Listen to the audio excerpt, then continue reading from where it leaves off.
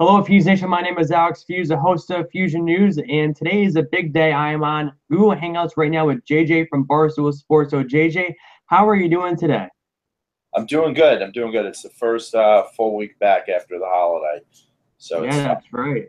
I mean, we have a big sports day to talk to you about. Of course, this is the All-Star break, and tonight is a home run derby. A lot to talk about. We had a great Balls of Fire pay-per-view last night, and the Yankees' status going into the All-Star break. I'm sure at the beginning of the season when I talked to you back in March, if I could have told you the Yankees would be 3.5 games out of first place, we would have both agreed that would have been a great start to get into them after the All-Star break, correct?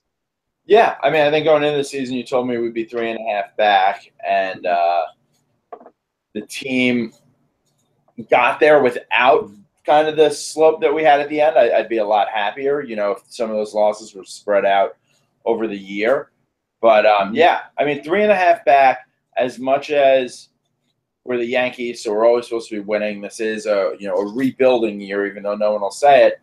But we still have a legitimate shot to win because whatever you do in baseball, you lose 17 of 24, you can win 17 of 24. It's happened. Yeah, and especially what we have seen the past month, basically, where the Yankees have lost the whole month, basically, and still just 3.5 games out of first place is truly tremendous that the Yankees are just 3.5 games out of first place. Yeah, when you combine that with the injuries, I mean, the injury bug hit. It hit hard and it hit fast.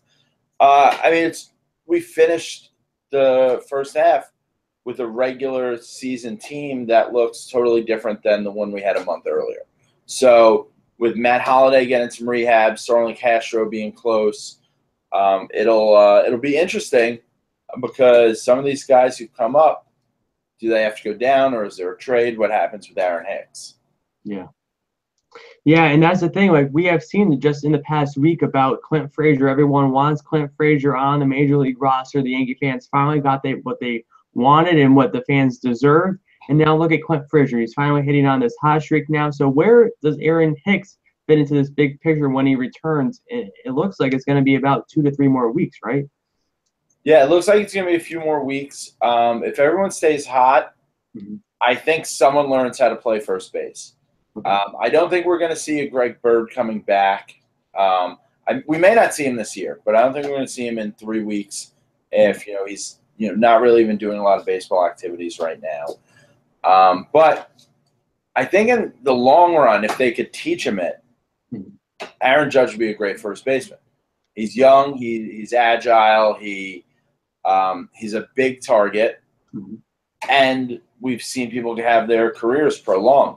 I mean, that big body will break down earlier than other people, and it's still early in his career, but it could be an opportunity to get him a little work there.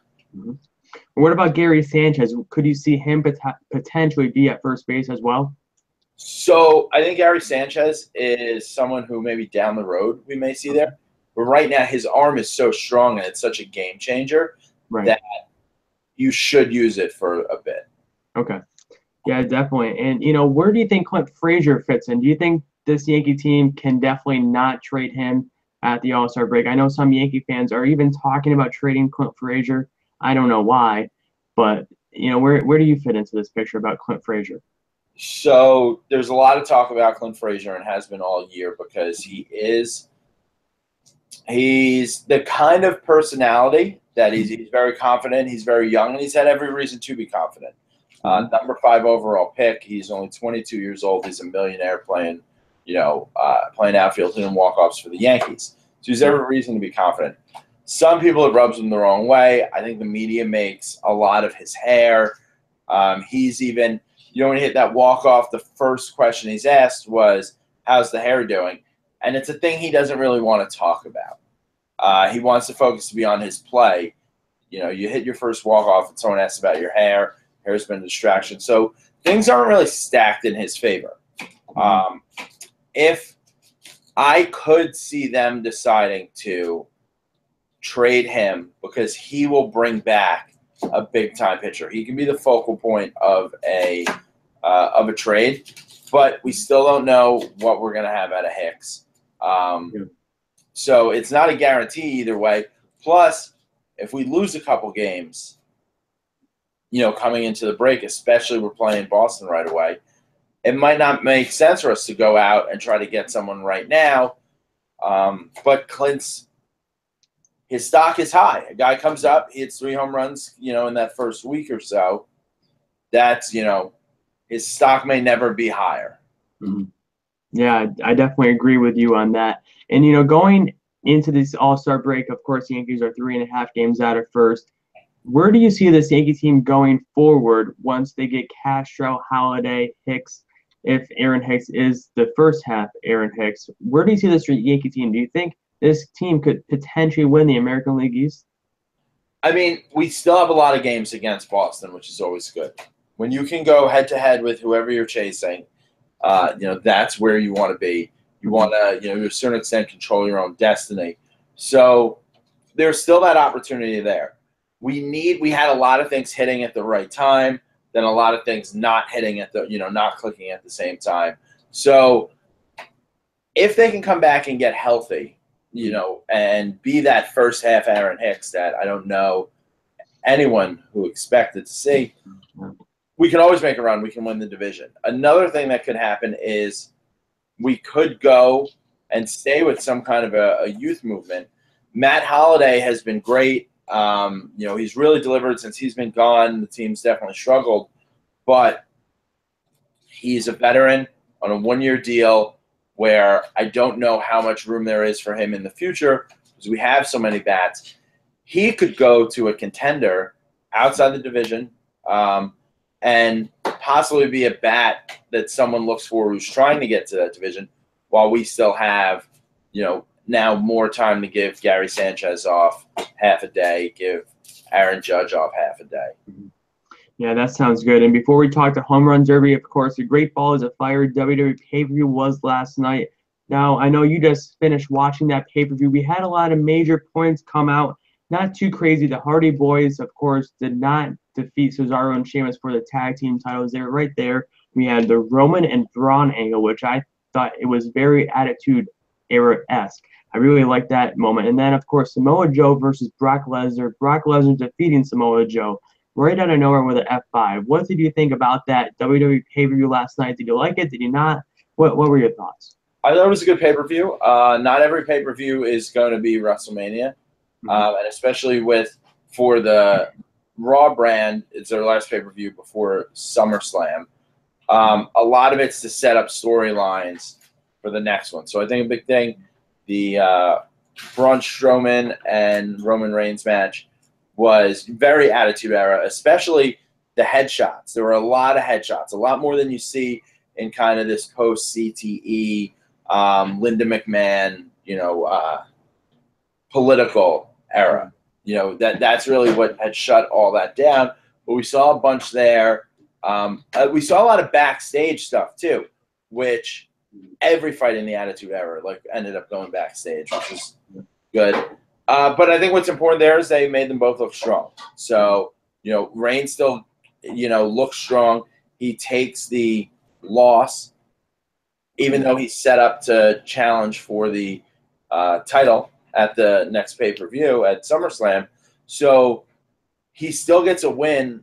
He still gets a loss, but then he comes out and immediately is able to throw Strowman in, shows kind of some of that, ruthlessness that you would need to beat a Brock Lesnar. I think Brock Lesnar he's used best in these matches that look like a fight.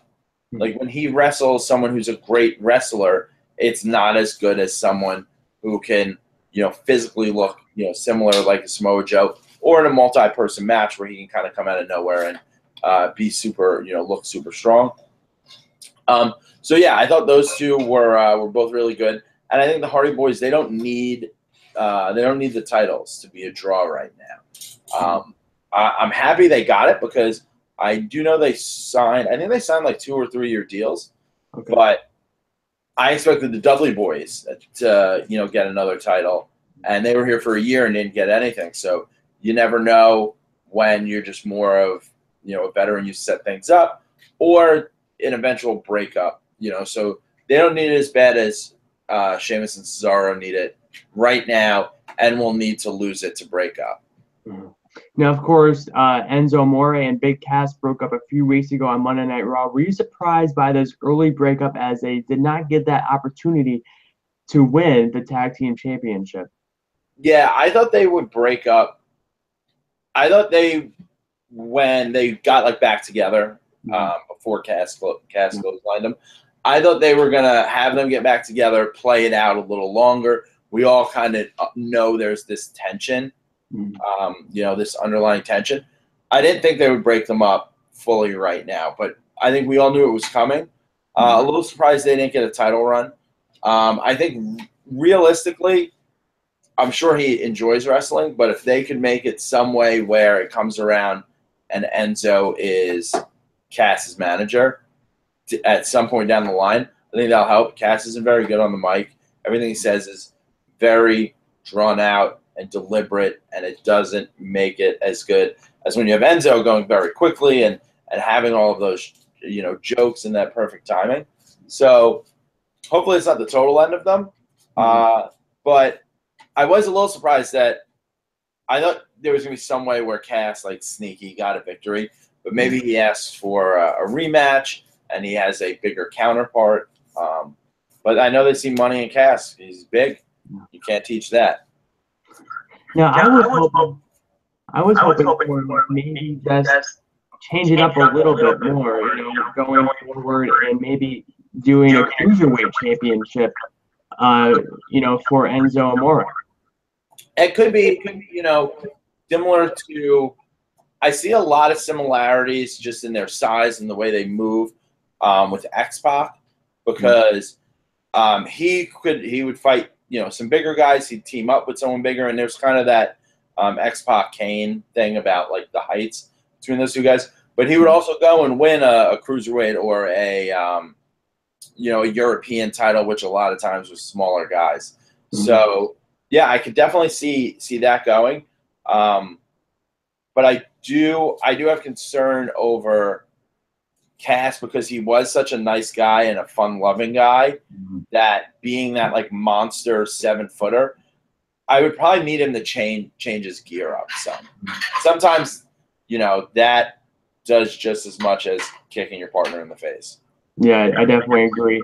And we'll switch gears and wrap it up here with the Home Run Derby tonight starting at 8 p.m. on ESPN. And, of course, Aaron Judge, All Rise, and Gary Sanchez are both in this Home Run Derby representing the New York Yankees. Who do you have winning? Is it Aaron Judge or Gary Sanchez or someone outside of the New York Yankees? I think it will come down to what I think everyone hopes it comes down to in Stanton and Judge. I watched some of the batting practice. Judge seems locked in. Do I want him out there taking 80 swings? Probably not. But, he really can. He can do it all. He's really leveled out his swing. That's been a big adjustment this year. If you look when he takes a pitch this year versus last year, he's bringing his back elbow down because he's always constantly getting his bat in a position to come through the zone more level rather than more. He went down than up last year. And that, he still strikes out a lot, but he's walking a lot. He's making better contact. So I'm not really that worried about his swing getting thrown off, but it is a big stage, and there's been so much pressure on him. One thing I've said is he really hasn't delivered in a huge moment for us. He's been up in the 9th inning as a tying run or go-ahead run a lot of times and not had that big home run. He hasn't had that walk-off that we've been looking for players of that lore. But this could be, another big thing in kind of the legend of him, where you can't count out Stanton at home, that energy, all the fans behind him. Those are kind of when you take like 7-10 pitches for your batting practice versus 4-minute spurts. I think the crowd energy is gonna power both of those guys. And then if it comes down to that, I got to go with my guy Judge. Okay.